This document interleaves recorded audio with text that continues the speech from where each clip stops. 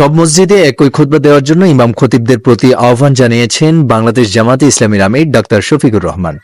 এছাড়া জুমার খুতবাকে প্রাণবন্ত করতে আরবি খুতবার বিষয়বস্তু আগের বক্তব্যে তুলে ধরারও পরামর্শ দেন তিনি। মঙ্গলবার রাজধানী ইঞ্জিনিয়ার্স ইনস্টিটিউশন মিলনায়তনে জেলা পর্যায়ের ইমাম খতিবদের নিয়ে বাংলাদেশ মসজিদ আয়োজিত প্রতিনিধি সম্মেলনে প্রধান অতিথির বক্তব্যে একথা বলেন তিনি। জামাত আমির আরো বলেন, মসজিদে নববী ছিল রাসূলুল্লাহ সাল্লাল্লাহু আলাইহি ওয়াসাল্লামের পার্লামেন্ট, মসজিদই ছিল ক্যাবিনেট। সেখানে বসেই সবকিছু পরামর্শ করা হতো, সেখানেই তিনি বিচার করতেন। এখন মসজিদে ইমাম খতিব বয়ান দেন, তা অনেকেই মিস করেন।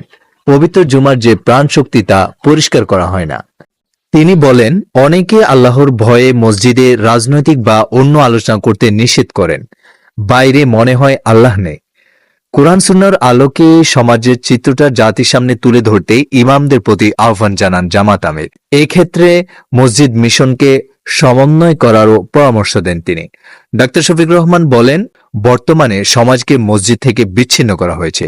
এই অবস্থা একদিনই করা হয়নি, এর কিছু দায় ওলামাদেরকে নিতেই হবে। তিনি বলেন, পবিত্র কোরআনের তাফসির বা হুবহু বাংলা অনুবাদও যদি কেউ একবার পড়েন তাহলে তা তার হেদায়েতের জন্য যথেষ্ট। তিনি বলেন, মুসলমানদের মধ্যে অনৈক্য সৃষ্টি করা হয় এমন কোনো কথা বলা ঠিক নয়। ধারণা করে কোনো কথা বলতে আল্লাহ তাআলা পবিত্র কোরআনে নিষেধ করেছেন।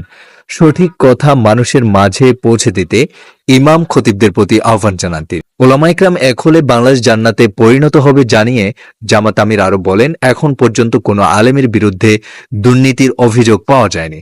এত জুলুম নির্যাতনের পরেও তারা কিভাবে এত শান্ত থাকতে পারেন? তারা বিশ্বাস করে যে হিংসা বিদ্বেষ আল্লাহ পছন্দ করেন না। এসব আলেম ওলামা যদি দেশ পরিচালনার দায়িত্ব পান তাহলে দেশ হিংসামুক্ত হবে বলেও আশা প্রকাশ করেন তিনি।